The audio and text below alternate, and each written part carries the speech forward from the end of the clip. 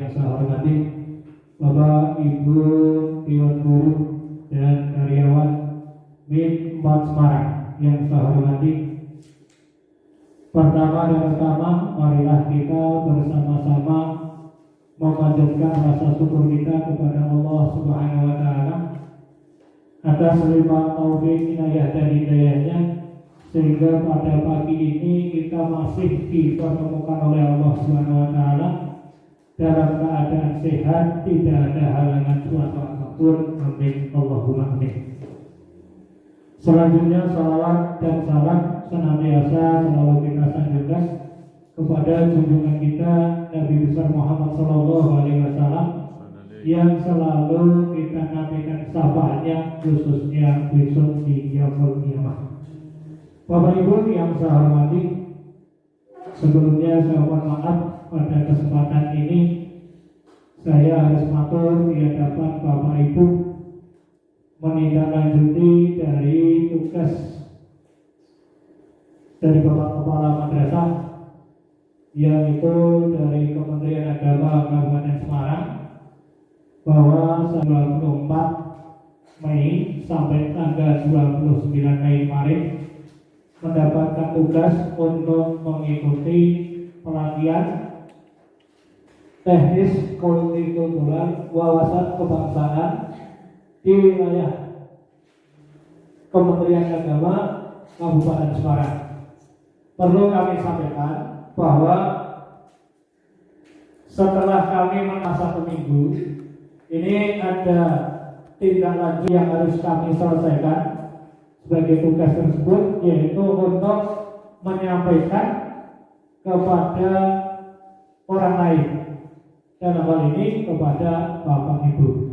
Untuk itu terima kasih panjenengan sudah hadir di madrasah ini untuk memenuhi undangan Kepala Madrasah, karena saya matur Pak Basirul bahwa saya harus menyampaikan, sehingga beliau membuat undangan yang alhamdulillah Bapak Ibu bisa hadir di sini. Sebelum kami menyampaikan, ketika kami mengikuti pelatihan, di situ adalah ASN. Yang dimaksud di situ ASN itu tidak hanya PNS. ASN ada dua, yaitu PNS dan non PNS. Ini semua nanti harapannya ke depan sesuai dengan apa yang disampaikan oleh Menteri Aparatur Negara, bahwa ASN yang dalam hal ini awal-awal ini di tahun-tahun ini nanti, yang PNS itu dalam 1 tahun minimal harus mengikuti pelatihan atau diklat minimal 2. Dan terus langkah-langkahnya bagaimana? Alhamdulillah seperti saya di tahun 2021 sudah punya. Penjenengan yang belum, ini harapannya ketika ada pelatihan-pelatihan jarak jauh, Bapak Ibu diharapkan untuk mengikuti sebagaimana tuntutan yang harus kita penuhi sebagai ASN, terutama di awal-awal ini mulai tahun 2021 ini PNS. Oleh karena itu kepada Bapak Ibu, monggo mudah-mudahan nanti di tahun ini masih ada lagi pelatihan, sehingga Bapak Ibu di antara penjenengan itu ada yang mendapat tugas untuk mengikuti pelatihan yang dilaksanakan. Untuk selanjutnya di sini saya akan menyampaikan dalam 1 minggu ini saya mengikuti pelatihan tentang teknis multikultural atau wawasan kebangsaan. Sebetulnya ada beberapa hal, ada beberapa mata diklat yang kami ikuti. Di antaranya yaitu konsepsi multikultural, kemudian keragaman budaya Nusantara, kemajemukan Indonesia, kearifan lokal Nusantara, dan manajemen konflik. Namun dari kelima hal itu, sebagaimana tuntutan yang harus kami penuhi kami laporkan ke Balai Diklat maupun ke kantor Kementerian Agama Kabupaten Semarang, dipersilakan untuk menyampaikan salah satu dari mata diklat kepada Bapak Ibu. Untuk itu izinkan pada kesempatan hari ini saya akan menyampaikan. Kemudian kenapa? Maaf, saya sambil berdiri. Kenapa di sini saya harus menyampaikan kepada Bapak Ibu selaku guru? Satu, karena Bapak Ibu ini punya tugas kewajiban untuk menyampaikan kepada anak. Jadi untuk menyampaikan kepada anak. Sehingga hal ini perlu kami sampaikan kepada Bapak Ibu yang kami terima agar nanti bisa ditindaklanjuti, diberikan kepada anak. Kemudian yang kedua, kami pandang Bapak Ibu ini perlu kami sampaikan karena di masyarakat secara umum itu biasanya kita sebagai guru itu diberikan porsi yang lebih daripada yang lain. Namanya perangkat, kemudian guru itu secara umum di wilayah masing-masing itu diberikan satu tempat tersendiri. Dianggap sebagai tokoh di masyarakat sekitarnya. Oleh karena itu perlu di sini kami menyampaikan kepada panjenengan. Itu alasan kami kenapa ini harus kami sampaikan hanya kepada panjenengan. Dan itu pun sesuai dengan tugas yang diberikan kepada kami sudah cukup.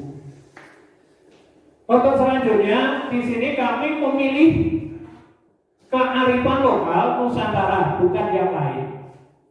Karena kami menganggap bahwa kearifan lokal itu satu nilai atau kebiasaan yang berjalan di masyarakat yang timbul dari tradisi yang ada sejak nenek moyang, dan di dalamnya itu terdapat bermacam-macam pengetahuan, bermacam-macam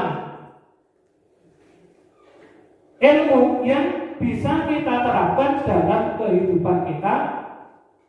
Oleh karena itu kami memilih atau saya memilih kearifan lokal untuk kami sampaikan dalam diseminasi pada saat ini. Untuk itu mudah-mudahan nanti yang kami sampaikan ini bermanfaat bagi kita semua, sebagaimana tadi disampaikan oleh Pak Yasin mewakili Pak Kepala dan beberapa hal. Betul, tadi saya nyimak juga kami dapat itu dari Widya Smara, Pak Solikin itu menyampaikan ketika kita melakukan sesuatu agar kita atau lembaga kita itu bisa lebih baik, itu kita lakukan yang pertama dengan sepenuh hati. Jadi tidak tengah-tengah, sepenuh hati. Yang kedua, apa yang kita lakukan hati-hati. Kemudian yang ketiga, jangan menyampaikan atau melakukan sesuatu sesuka hati. Itu pesannya seperti itu. Sama seperti tadi yang disampaikan oleh Pak Yasi. Oleh karena itu, mudah-mudahan ini bisa salah satu di antaranya kita untuk memajukan madrasah kita. Kita mulai dengan materi kearifan lokal Nusantara. Kami membuat slide ini memang PowerPoint ini juga tuntutan yang nanti harus kami laporkan. Sehingga jangan salahkan kalau di sini saya juga menyampaikan tentang biodata, memang harus diisi seperti itu. Kami sampaikan secara lengkap seperti itu. Ini untuk biodata tidak usah kita bahas karena kita semua sudah paham. Hanya mungkin dari kita itu kalau putranya Soko kadang nggak tahu ini saya tampilkan di situ. Kemudian berikutnya, sebelum kita sampai pada pembahasan apa itu kearifan lokal, di sini saya deskripsikan bahwa tema kearifan lokal ini dimaksud untuk memberi dan meningkatkan pengetahuan, pemahaman, dan keterampilan para guru berkaitan dengan pengertian kearifan lokal, dasar hukum kearifan lokal, ragam kearifan lokal di Indonesia, penerapan nilai kearifan lokal, dan strategi mempertahankan kearifan lokal. Dan di sini penekanannya pada guru. Mestinya dari teman-teman kami ketika berangkat dari KUA, mereka juga menekankan kepada temannya sekantor. Nah, saya menekankan kepada Bapak Ibu guru karena tadi saya sampaikan bahwa peranan kita itu memberikan ilmu, memberikan pengetahuan kepada anak, mendidik anak, dan juga di masyarakat kebanyakan dari Bapak Ibu guru itu diberikan posisi tertentu sehingga bisa memberikan sesuatu kepada masyarakat di sekitarnya. Ini tentang awal deskripsi kami sampaikan berkaitan dengan kearifan lokal. Kemudian tujuan pembelajaran dari kearifan lokal yang kami sampaikan. Ini yang pertama, saya akan menjelaskan mengenai kearifan lokal walaupun nanti tidak secara luas, hanya beberapa yang berkaitan dengan pengertian kearifan lokal. Dan yang kedua itu tentang dasar hukum kearifan lokal. Yang ketiga menyebutkan ragam kearifan lokal yang ada, terutama yang ada di sekitar kita. Nanti akan saya sampaikan. Kemudian menjelaskan penerapan nilai kearifan lokal karena kita sebagai guru tadi saya sampaikan bahwa nilai itu harus kita sampaikan kepada anak di madrasah dan juga kepada orang lain ketika kita punya porsi di masyarakat lingkungan kita masing-masing. Kemudian yang berikutnya menjelaskan strategi mempertahankan kearifan lokal, bagaimana langkah-langkah yang nanti bisa kita ambil sehingga kearifan lokal atau tradisi-tradisi yang berjalan di sekitar kita itu dengan adanya globalisasi tidak tergeser oleh kemajuan yang sekarang muncul. Ini tujuan pembelajaran. Kemudian kita mulai dengan pengertian kearifan lokal. Di sini saya sampaikan secara etimologi kearifan lokal atau local wisdom terdiri dari dua kata, yaitu kearifan atau wisdom dan lokal. Dalam kamus Inggris Indonesia, di situ dijelaskan bahwa lokal ini berarti setempat, sedangkan kearifan itu sama dengan kebijaksanaan. Secara umum, makna kearifan lokal itu dapat dipahami sebagai gagasan setempat atau lokal yang bersifat bijaksana, penuh kearifan, bernilai baik, yang tertanam dan diikuti oleh anggota masyarakat. Bisa dikatakan kearifan lokal adalah kebenaran yang telah mentradisi atau ajib atau sering berjalan dalam suatu daerah atau masyarakat. Kearifan lokal merupakan perpaduan antara nilai-nilai sosial firman Tuhan dan berbagai nilai yang ada, gabungan dari berbagai nilai-nilai yang ada. Ini mengenai pengertian kearifan lokal secara etimologi. Juga pengertian kearifan lokal itu menurut para ahli ada beberapa, banyak sekali sebetulnya. Tapi di sini saya hanya mengambil 3 mengenai pengertian dari kearifan lokal. Di antaranya yang pertama kami ambil dari Sibarani. Ini seorang tokoh yang mendefinisikan kearifan lokal sebagai suatu bentuk pengetahuan asli dalam masyarakat yang berasal dari nilai luhur budaya masyarakat setempat untuk mengatur tatanan kehidupan masyarakat. Ini menurut si Barani. Kemudian menurut Paulo Freire, kearifan lokal sebagai pendidikan yang mengajarkan peserta didik.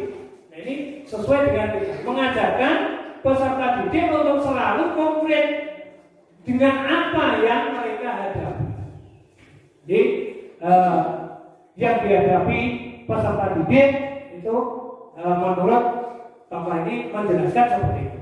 Kemudian kami ambil yang ketiga, ini menurut Haryanti Subagio, karena ini agak berbeda pendapatnya dengan tokoh-tokoh yang mendefinisikan tentang kearifan lokal.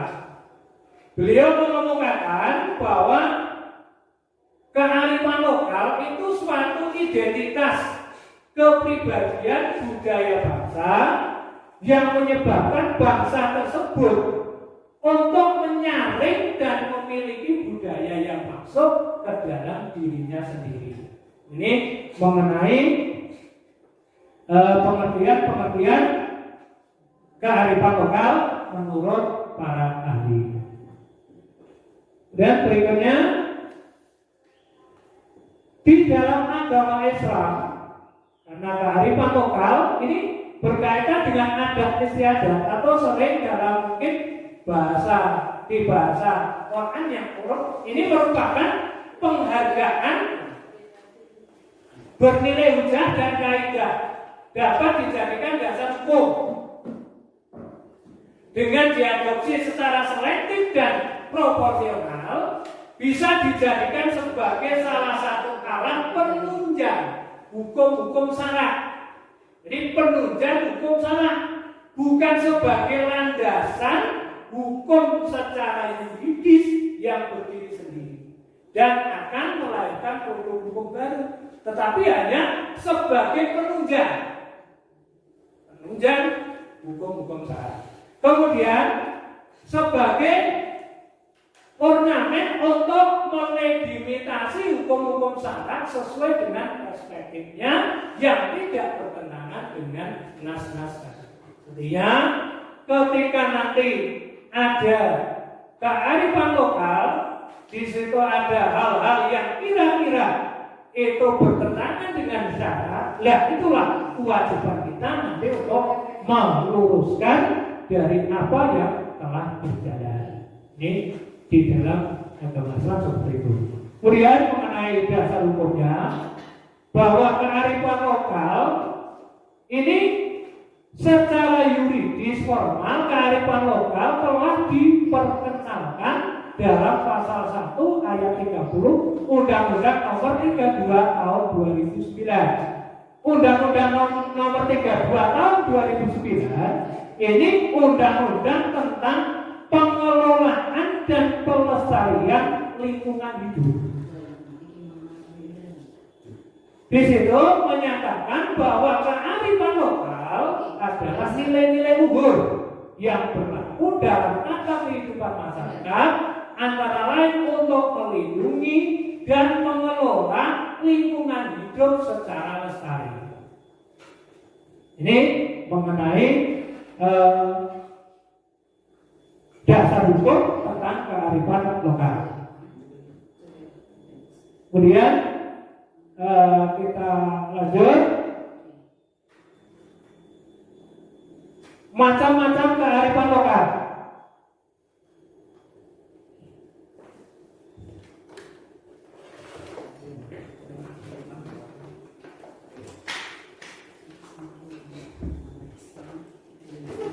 Bluetooth dihidupkan. Ya. Macam-macam kearifan lokal ini ada kami ambilkan contoh di sini, yaitu ini tradisi yang berjalan di sekitar kita. Itu sadranan. Ini sadranan. Ini kami ambil di situ, nanti saya jelaskan. Kemudian ini ada juga kalau di sekitar kita ini semacam di Keteng itu ada, yaitu julenan. Julenan ketika menjelang desa ataupun dibarengkan dengan kegiatan 17-an. Ini juga termasuk kearifan lokal yang ada. Dan berikutnya ini juga kalau kita lihat ini di Bali, di tradisi yang berjalan di Bali. Kemudian yang berikutnya ini grup-grup ini biasanya kalau di Solo itu namanya sekaten. Ini yang ada di situ. Kemudian ini saya tampilkan ada contoh tentang kegiatan sadranan yang ada di sekitar kita. Ini saya ambilkan ini satu contoh tentang adanya sadranan.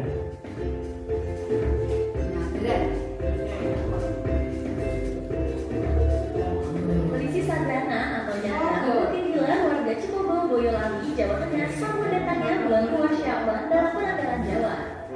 Tradisi ini akan mengawali rangkaian sadranan yang nantinya akan digelar di setiap desa secara giliran jelang datangnya bulan Ramadan. Selain membaca Al-Quran, bikin dari rasul dalam tradisi ini, warga desa juga akan membersihkan makam leluhur mereka. Tradisi geruduk sadranan ini diawali kirap 315 tenong berisi makanan serta 14 gunungan hasil bumi dan jajanan tradisional menuju kantor kecamatan Cipogo. Di kawal prajurit Bebodo, ratusan tenong ini diletakkan di pinggir jalan lalu dinikmati bersama seluruh masyarakat. Proses ini kerap dijuluki Kebul Bujono. Merupakan tradisi Jawa yang mana pada umumnya mulai pada tanggal 12 Ruah, dimulai dari wilayah Sumbung ke barat sampai Cirebon, bahwasanya tanggal 12, 15 sampai menjelang puasa akhir bulan 2. Itu sebagai wujud tertentu kepada Allah Subhanahu Wa Taala atas rezeki yang diberikan pada masyarakat Jawa pada umumnya. Semua warga iya. Ini semua warga bebas memilih, bebas makan. Semuanya bebas.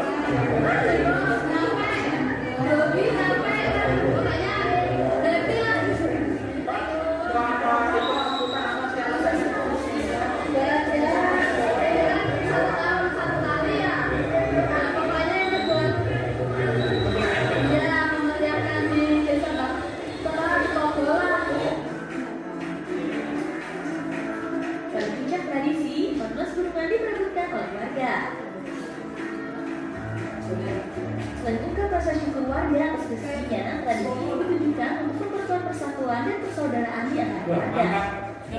Gali potensi budaya lokal masing-masing sehingga nantinya juga dapat menumbuhkan nilai-nilai budaya tradisi yang ada seperti halnya di Kecamatan Cipogo ini juga dapat dilaksanakan seperti halnya kegiatan Geruduk Sadranan ini.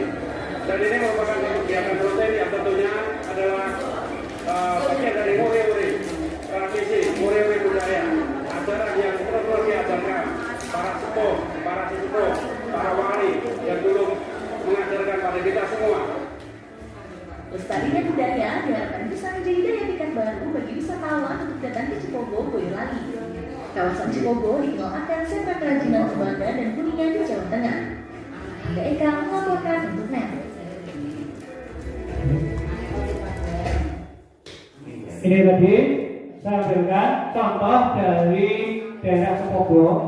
Kalau kita lihat dari tradisi sadranan di situ, memang ada beberapa hal yang bisa kita ambil satu pelajaran. Di antaranya di situ di dalam pelaksanaannya ada bacaan Quran, kemudian rasa syukur kepada Allah Subhanahu Wa Taala atas nikmat yang diberikan. Ini yang kami maksud tadi, kearifan lokal itu mengandung nilai-nilai yang bisa kita ambil sebagai satu pelajaran. Macam-macam kearifan lokal ini ada kami sampaikan di sini yaitu gerobak. Ini satu tradisi ini yaitu dalam tradisi ini gunungan yang berisi jajanan pasar maupun hasil bumi diarak kemudian diperebutkan oleh para warga yang hadir dalam perayaan tersebut. Tradisi grebek memiliki esensi dan makna yang begitu luhur yang patut untuk kita teladani. Selain mengingatkan manusia atas karunia yang diberikan oleh Allah, oleh Tuhan. Tradisi gerobak juga bermakna hubungan manusia satu dengan yang lain. Yang tadi ketika ditanya makanannya, ya siapapun yang datang boleh ngambil mana yang disukai. Di situ berarti adanya hubungan antar sesama manusia yang tidak dibeda-bedakan. Tradisi ini dilaksanakan untuk merayakan hari besar seperti 1 Muharram. Itu kalau misalnya sering kita lakukan ada arah-arahan atau 1 Syawal ada yang melaksanakan seperti itu. Dalam prosesi arah-arahan, gunungan terjadi interaksi sosial antara lingkungan kerajaan dengan masyarakat biasa dan tidak memandang kelas sosial. Nah, inilah ada nilai-nilai yang bisa kita ambil dari tradisi yang ada. Ini kemudian berikutnya kami ambil yaitu nyadran tadi. Nyadran itu tradisi masyarakat Jawa yang biasanya dilakukan menjelang bulan Ramadan. Insya Allah di daerah kita ini masih semua melaksanakan, walaupun kemasannya mungkin sudah berbeda-beda. Tetapi tradisi sadranan ini dari kita itu saya yakin semuanya masih ada. Nah, tadi saya sampaikan untuk kemasannya yang mungkin berbeda. Tradisi ini diwujudkan dengan berziarah ke makam leluhur, yaitu meliputi pembersihan pusara, memanjatkan doa dan tabur bunga. Ini masih ada yang seperti ini. Dan juga ada yang mungkin sama tujuannya mendoakan leluhur dipusatkan di masjid, mungkin ada. Sebagian orang membawa tumpeng dan jajanan pasar lain untuk sesaji bagi leluhur yang telah meninggal. Nah, ini nanti yang perlu kita luruskan. Perlu kita luruskan bahwa itu hanya sebagai sarana. Karena nanti kalau tidak, berarti nanti bisa menimbulkan musyrik bagi kita umat Islam. Selain sebagai wujud interaksi dengan leluhur serta pola ritual yang mencampurkan budaya dengan nilai-nilai Islam, tradisi ini juga memiliki makna interaksi sosial antar individu dalam suatu masyarakat. Tiga tugas kita ketika pelaksanaan seperti ini, monggo kita yang tadi saya sampaikan bahwa kadang itu kita di masyarakat itu diberikan tempat tersendiri, diberikan kedudukan tersendiri, bisa punya kesempatan untuk menyampaikan dan kita meluruskan hal-hal yang mungkin menyimpang dari ajaran. Hal ini dikarenakan terdapat prosesi pembersihan desa dan makam secara gotong royong yang dilakukan oleh masyarakat. Ini kita tidak usah kita hilangkan, ini tetap berjalan karena berkaitan dengan kebersihan. Kemudian ada lagi kearifan lokal yang namanya jimpitan. Tradisi jimpitan ini dalam masyarakat Jawa tak pernah lepas dari proses ronda atau patroli warga yang dari sudut kampung ke sudut lainnya untuk menjaga keamanan.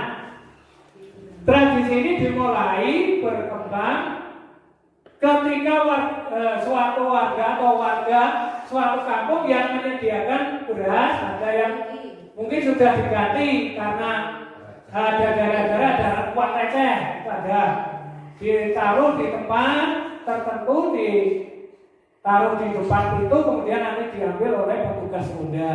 Ini sambil menjaga keamanan. Lah yang bagi kita kadang nak wis dikunci ini terus wis leren ya, itu yang mungkin perlu kita luruskan. Ora berdikunci jimpitan tapi tetap menjaga keamanan. Hal tersebut bertujuan untuk menjaga kemakmuran dan keharmonisan sosial. Setiap jimpitan beras yang didapat nantinya dikumpulkan dan digunakan sebagai persediaan pada kampung tersebut. Ini sedikit 1 sendok dikumpulkan, tetapi kalau tiap malam itu ada 40 warga, 40 sendok setiap malam, itu nanti sudah mendapatkan kas untuk kegiatan desa itu banyak sekali. Interaksi sosial yang kuat menjadi kunci dalam tradisi ini, karena Tampaknya tradisi tidak akan terlaksana dengan baik. Nah ini biasanya kendalanya itu kalau di daerah saya, sing sregep ya sregep, sing ora tau mangkat. Nah ini yang perlu kita bagaimana agar semua bisa merasa memiliki desa atau wilayah kita masing-masing. Ini sama dimanapun ada sing sregep ya makan, terus sing ora ya ora. Ini sudah biasa. Tapi ini sebetulnya di dalamnya itu ada nilai-nilai yang sangat baik untuk kita laksanakan. Kemudian ini ada lagi yang namanya rewang. Ini satu, mungkin kita karena hidup di pedesaan terutama itu kita masih ketika ada orang punya hajat itu mesti kegiatan rewang. Ini masih terlaksana. Ini termasuk kearifan lokal yang nanti bisa panjenengan lihat ketika panjenengan itu hidup di desa seperti kita, terus nanti berkunjung ke keluarga yang ada di kota, di sana sudah berbeda. Tapi kan kita di desa ini kegiatan rewang masih ada. Rewang merupakan sekumpulan orang yang dengan sukarela membantu orang lain menyelesaikan pekerjaannya tanpa dibayar. Rewang berperan sebagai wadah sosialisasi yang komunikatif dalam masyarakat. Kearifan lokal gotong royong dan kesadaran sosial yang tinggi sangat ditonjolkan dalam tradisi ini. Tradisi rewang ditekankan sebagai wujud bantuan terhadap orang lain untuk meringankan bebannya. Interaksi sosial sangat berperan dalam tradisi ini karena kesadaran sosial yang ditekankan di sini sangatlah tinggi. Berkaitan dengan ini, saya akan menambahkan lagi satu video berkaitan dengan rewang yang nanti di dalamnya itu banyak sekali pelajaran-pelajaran yang bisa kita ambil. Kita bikin teman-teman.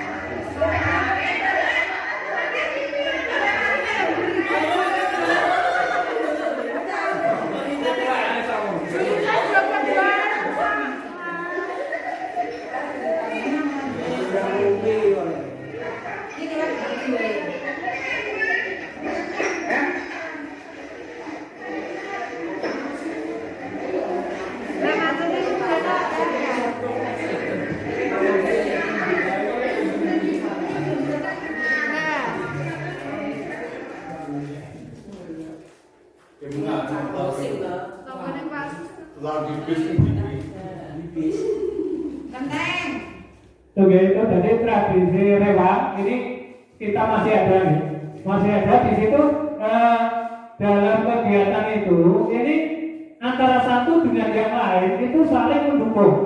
Jadi orang mantu, orang punya gawe itu tidak hanya yang pakai jas yang di depan yang berperan, tapi kalau yang belakang mogok, sing godok wedang mogok tidak akan jalan. Jadi sesuai dengan kondisi masing-masing, sesuai dengan kedudukan masing-masing atau tugas masing-masing, ini kegiatan itu bisa berjalan. Dan ini tidak ada paksaan, artinya secara sukarela ini mereka yang memang jiwanya itu jiwa sosialnya tinggi. Ketika ada orang lain dalam hal ini bukan terus orang rewangan boleh rewang, tidak, tapi dengan sesuai kondisi-kondisi kita, ya ini mestinya melakukan seperti itu. Jadi di situ banyak sekali tentang nilai-nilai yang ada di dalamnya. Kemudian di samping itu masih ada kearifan-kearifan lokal yang lain yang di situ juga terdapat nilai-nilai yang begitu banyak bisa kita ambil, kita sampaikan kepada anak-anak berkaitan dengan tradisi itu. Ini beberapa hal contoh, namun masih banyak lagi. Termasuk tadi saya sampaikan seperti Julenan itu juga termasuk dalam kearifan lokal. Kemudian kita lanjutkan penerapan nilai kearifan lokal. Di sini saya sampaikan secara substansial kearifan lokal adalah nilai-nilai yang berlaku dalam masyarakat, nilai-nilai yang diyakini kebenarannya dan menjadi acuan dalam bertingkah laku sehari-hari dalam masyarakat. Jadi ada beberapa tadi pelajaran yang bisa kita ambil, yang itu tradisi yang ada di sekitar kita dan bernilai baik. Ini karena kearifan lokal yang begitu banyak nilai-nilai yang bisa kita jadikan sebagai acuan kita hidup bermasyarakat, maka sebagaimana kita kedudukan kita di masyarakat sebisa mungkin, semaksimal mungkin menerapkan kearifan lokal yang ada di sekitar kita itu dengan sebaik-baiknya. Dengan penerapan nilai-nilai kearifan lokal merupakan suatu upaya untuk menanamkan rasa kepedulian terhadap sesama. Jadi kalau kita lihat dari beberapa contoh tentang kearifan lokal tadi, ini berisi tentang kepedulian kita terhadap sesama. Kita hidup di masyarakat, kita hidup sebagai makhluk sosial. Kita tidak bisa hidup sendiri tanpa bantuan orang lain. Jadi walaupun mungkin kadang ada orang berpendapat karena wis ora duwe gawe, ketika ada tonggone sing matu wis ora, itu tidak ada. Kita selama belum dikubur, belum dimasukkan ke alam kubur, kita masih tetap butuh orang lain. Kemudian berbagai permasalahan tersebut tentu saja memerlukan pemecahan karena dampak globalisasi akan menjadi ancaman yang serius bagi generasi muda apabila mereka tidak didasari oleh kesadaran akan pentingnya nilai-nilai adat dan tradisi yang berlaku dalam lingkungannya. Sekarang saja kita sudah bisa melihat di antara anak didik kita, bahkan anak kita sendiri pun itu beda ketika kita masih kecil. Ketika kita mau lewat di depan orang, kita amit-amit dan sebagainya, sekarang mungkin itu sudah mau hilang. Nah, tugas kita bagaimana kebiasaan-kebiasaan itu ini kita tanamkan kepada anak didik kita. Dalam hal ini kita memberi contoh terlebih dahulu. Orang awake dhewe ngandani, sing awake dhewe ora tidak. Itu kita memberikan contoh. Memberikan contoh. Seperti kemarin ada beberapa hal saya sempat disampaikan di teman-teman ketika ada siswa kita memanggil karena kebetulan hubungan keluarga bule, memanggil bule itu diingatkan. Kalau di sekolah ya Bu Guru, Pak Guru. Ini sepele, tapi harus kita sampaikan kepada anak agar nilai-nilai kearifan lokal yang ada itu tetap bisa kita laksanakan di era globalisasi sekarang ini. Dengan strategi mempertahankan kearifan lokal dalam mempertahankan eksistensinya diperlukan satu usaha untuk menjaga agar tetap berkembang dalam masyarakat. Nah, bagi kita, tadi saya sampaikan, kita itu punya tugas untuk menyampaikan kepada siswa. Kita kenalkan ajaran-ajaran yang ada di dalam kearifan lokal tadi, contoh-contoh tadi, itu kita sampaikan kepada anak bahwa di sana itu ada nilai-nilai yang sampai kapanpun perlu kita lestarikan. Kita kenalkan anak-anak kita. Kita mungkin sekarang di tempat saya itu satu contoh kasus, ada seorang yang sebetulnya sudah berkeluarga, oleh rapat RT dijadikan pengurus gotong royong, ngurusi barang-barang gotong royong. Ketika ada orang pinjam IROS, tidak tahu IROS ini apa, itulah generasi kita. IROS ini mungkin teman-teman kita, maaf, anak-anak kita pun juga orang paham IROS ini kaya apa, terus kukusan ini ngendi, itu mungkin sekarang mulai hilang. Ya itulah kenapa kearifan lokal ini ditekankan. Jadi, ini kan itu ada anak kita selawe ya Rasulullah hinggal. Ini yang perlu kita kemudian kearifan lokal berbentuk sebagai keunggulan budaya masyarakat. Jadi walaupun bagaimana kalau kita lihat metode sepele tradisi yang berjalan, kebiasaan yang ada di masyarakat kita, tapi disitulah sebetulnya terdapat nilai budaya yang begitu tinggi yang harus kita jaga. Melestarikan permainan tradisional sebagai aset bangsa, karena anak adalah generasi bangsa yang akan merawat beragam peninggalan budaya dari nenek moyang, mendukung aktivitas anak dalam bermain permainan tradisional, mengajarkan beraneka beragam kebiasaan baik mengenai nilai-nilai karakter anak. Di sini saya ambil contoh migrang. Migrang itu kan permainan kita mungkin waktu masih kecil, sekarang kan sudah mulai hilang karena HP dan sebagainya. Nah ini kita punya kemarin saya tahu tuh di Pakut ini masih mengajarkan untuk melaksanakan pembawaan migrang. Dan ini yang memang perlu kita sampaikan, perlu kita berikan kepada anak agar tradisi-tradisi semacam ini itu tidak hilang, karena di dalamnya memang terdapat nilai-nilai yang begitu banyak. Bapak Ibu yang saya hormati, dari apa yang kami sampaikan tadi, sebenarnya banyak sekali, ya, banyak sekali contoh-contoh kearifan lokal. Namun bagi kita, apa yang ada di daerah kita itulah yang monggo kita bersama-sama tetap melestarikan kearifan lokal yang ada di sekitar kita. Kalau kita di halaman kearifan lokal bagaimana, itu kita sampaikan ke anak, ke orang lain. Ini yang perlu kita sampaikan. Kemudian ini mungkin sudah selesai, tapi yang perlu kami sampaikan, apa yang saya sampaikan itu saya hanya menyampaikan pada panjenengan. Saya yakin dari apa yang saya sampaikan panjenengan lebih tahu, panjenengan lebih perso, panjenengan lebih banyak pengetahuan dan pengalaman berkaitan dengan hal itu. Namun karena tuntutan kami harus menyampaikan pada panjenengan dan kami harus melaporkan, sehingga hal ini tetap kami lakukan. Oleh karena itu, mohon maaf saat ini saya tetap menerima kritik saran panjenengan demi kedepannya. Ketika saya menyampaikan hasil seperti ini, itu bisa lebih baik. Kalau pertanyaan mungkin jenengan saya takut, aku saya orang menjawab.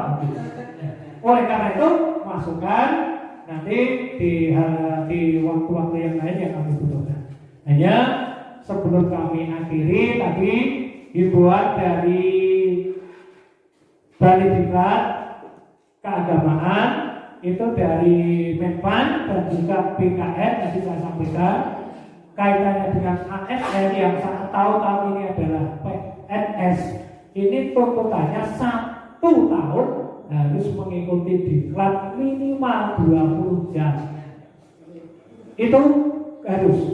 Nah caranya kemarin disampaikan kalau ada yang pelatihan jarak jauh, ini kita punya tokoh-tokoh yang paham masalah IT, Pak Uda, Pak Yasin, Mas Yati dan teman-teman yang lain, dan kami nanti mohon untuk dibantu ketika ada seperti itu kita bisa ikut sebagaimana dilakukan di madrasah-madrasah yang lain sehingga mereka mengumpulkan walaupun hanya 4 jam ikut dan bisa mencetak sertifikat kemudian nanti kumpulkan lagi dalam 1 tahun kalau 5 kali kita mengikuti 4 jam kan sudah 20 kewajiban kita sudah terpenuhi dan ini memang berkaitan dengan simbak kemarin juga harus di-upload jadi sertifikatnya harus di-upload digunakan untuk itu.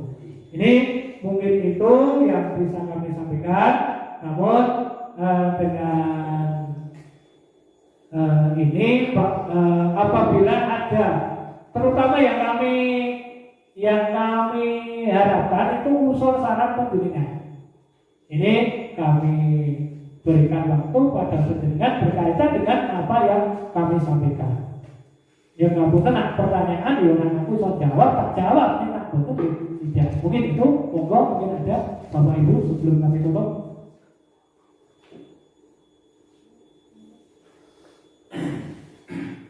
Monggo. Monggo, benar. Pak, tadi dengan mendikan untuk kita ikut PJJ tadi ada yang wajib itu maksudnya selama 1 tahun 20 jam itu tidak hanya sekali. Iya. Gabungan.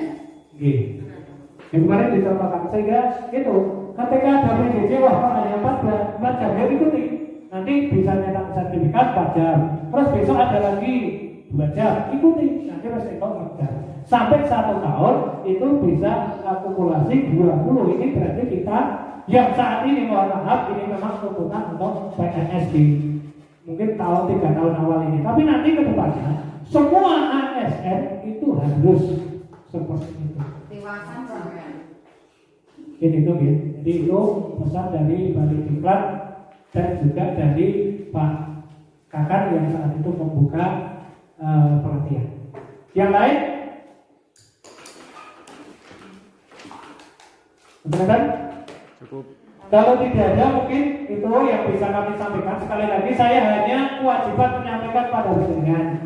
Untuk nanti tindak lanjutnya tidak hanya yang kami sampaikan di saat ini apa yang disampaikan Pak Yasin tadi monggo kita laksanakan bareng-bareng asal lebih bareng insya Allah semua bisa tercapai semaksimal mungkin.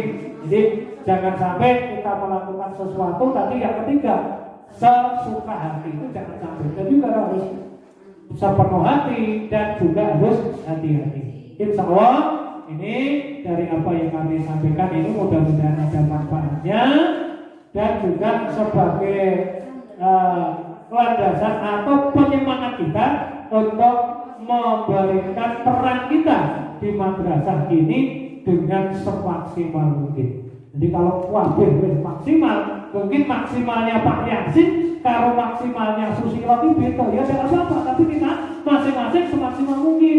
Insya Allah itu sesuai dengan kedudukan kita masing-masing. Mungkin itu yang bisa kami sampaikan. Kurang lebihnya kami mohon maaf dan terima kasih atas kehadiran panjenengan untuk mengikuti kegiatan ini. Bisa ini mungkin nanti untuk yang maaf Bu Nur, mungkin Pak Lujas, Pak Yasin, Pak Caca ini bisa untuk kegiatan KKB juga bisa mungkin itu. Terima kasih. Saya akhiri bila itu. Assalamualaikum warahmatullahi wabarakatuh.